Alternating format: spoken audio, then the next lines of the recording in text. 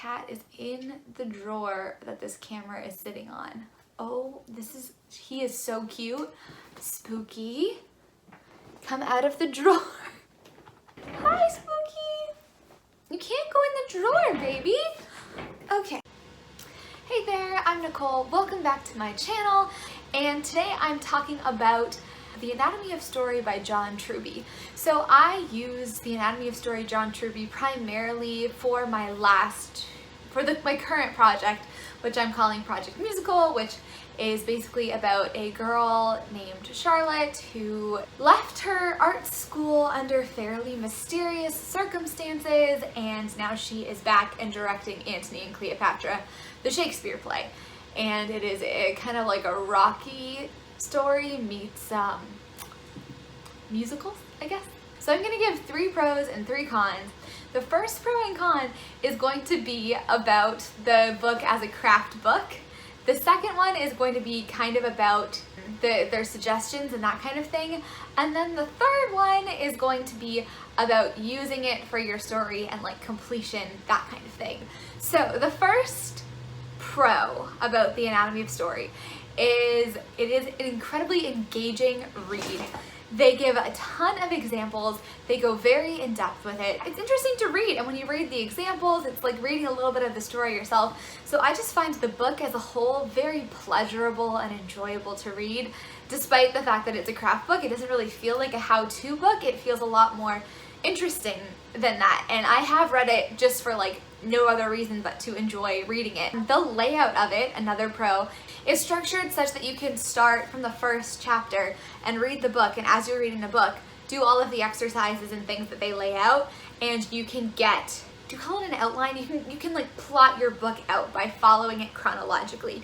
Some craft books like the Story Grid, certain other ones, you really can't do that. But The Anatomy of Story really does lay out a methodology, and it's like you do this and then this and then this. Also, at the end of every chapter, they have a chapter summary, which is so helpful, and basically they take all of the stuff that they talked about and they condense it down into a you do this and then do this and then do this in steps, which I love. Basically, if there's a book that has a chapter summary, I will probably buy it because I'm here for it. I love that.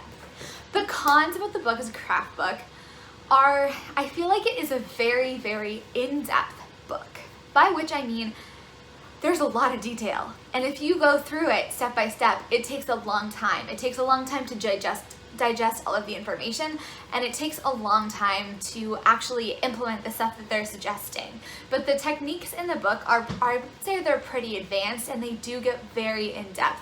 So when I was doing it, one of the chapters is called Symbol Web. I think it goes, I don't have the book here, it's in a different country, the other country that I live in, because I moved. Well, I went back and yeah, so the chapters, I think it's the 7 steps, and then we do characters, then we do moral argument, then we do story world, then I think we do symbol web, and then we do plot, and then scene weave, and then symphonic dialogue. I worked through all of those chapters except for symbol web, because symbols I feel like are a fairly advanced technique. I don't think I've ever personally used them to great effect yet, but I felt like it would be a waste of time because I do know how much the story will change as I draft it, and it just, I can't keep that many things in my brain at the same time, you know? It's always like, okay, getting the character voice right, making sure all the events that are supposed to happen are happening right now, describing the setting, doing everything great.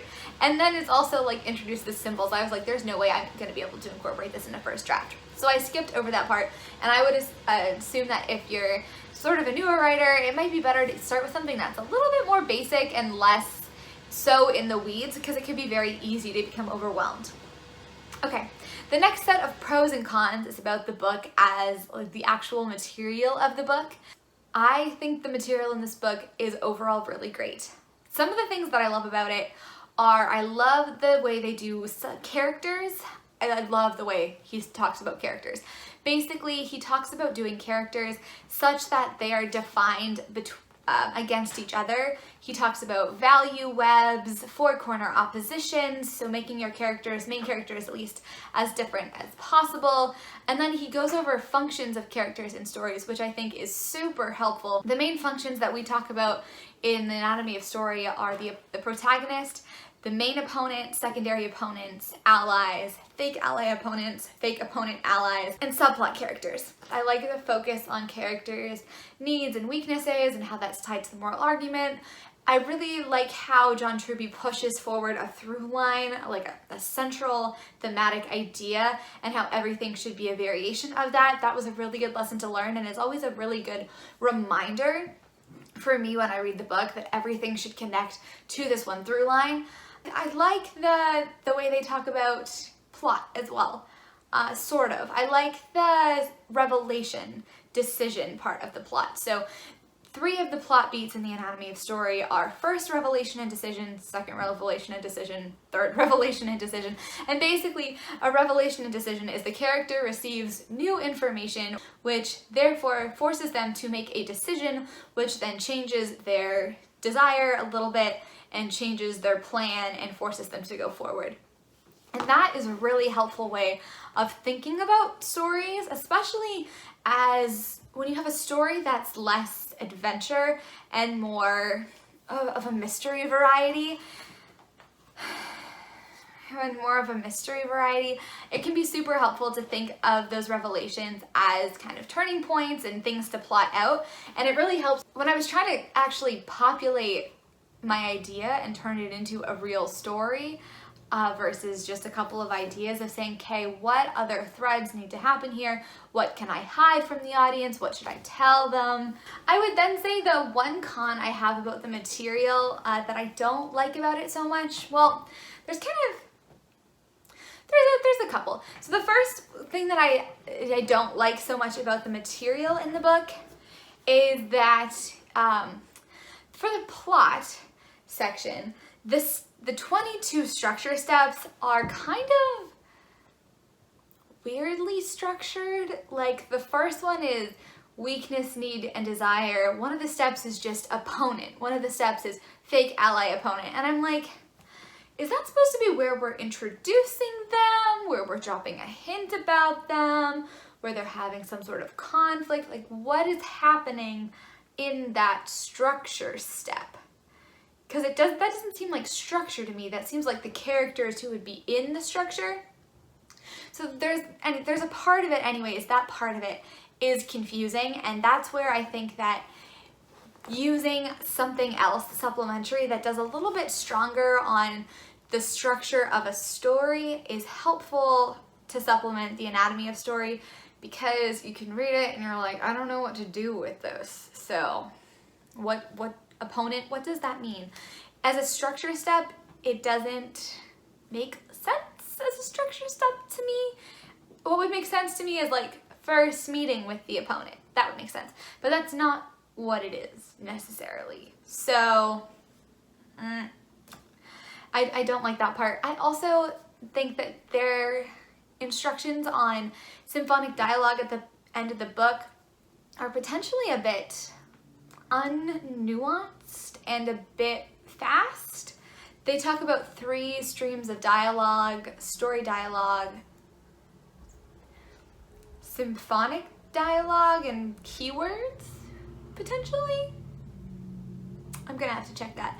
Anyways, basically there's like the dialogue about what you're doing, the dialogue about like how to act as a person, moral dialogue, and then there are keywords like may the odds be ever in your favor, or the chosen one, or may the force be with you, or whatever, that keep coming back almost as like symbolic text that resonates differently every time you hear it.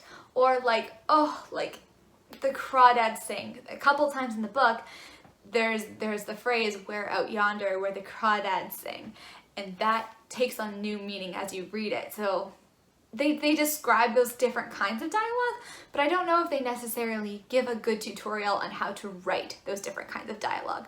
So if you're looking for a more in-depth like look at dialogue and of course description, this wouldn't be the place to go. The Anatomy of Story is really good for the story structure. It's not so much the tools and techniques needed to deliver the story structure.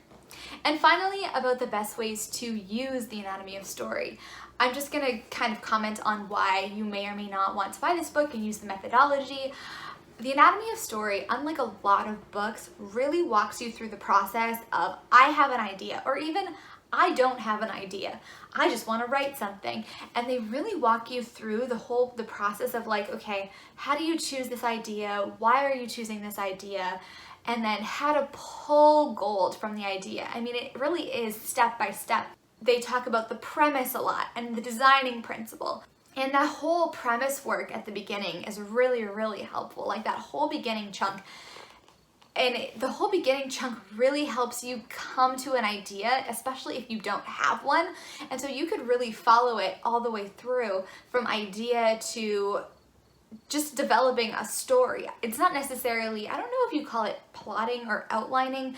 Like I think of plotting as, okay, we're gonna do this and then this and then this and then this. But there's a lot more for me that I need to know before I start writing the story. It's the sequence of events is almost like secondary to needing to know who are these characters, what do they like, what do they want, what are their values, where are they, what's happening in this world, what are my parameters, what are my rules, and that sort of deal. And the Anatomy of Story really, really guides you into being creative and ensuring you're covering everything you need at that pre-writing stage to be able to even start the outlining lineup phase. So I spent about 3-ish weeks, not every day because I was also editing during this time, but I spent about 3-ish weeks going through the Anatomy of Story, maybe even a month, going through the Anatomy of Story for Project Musical and really fleshing it out. And then I outlined in one day. I did the story grid for my 4 acts, and then I outlined the first act all in one day. Really fast. So the Anatomy of Story got me to the point where I could do that kind of outlining. Is it good if you are a pantser? I would say yes, because again, I don't think that the Anatomy of Story is actually all about plotting so much as it's about developing the world of the story, and maybe that's something that you want to discover, but I think it's still a good thing to have in the back of your mind. I'm definitely going to go back to the Anatomy of Story when I'm editing, and I really like using the Anatomy of Story with the story grid because the story grid doesn't do the best job at character.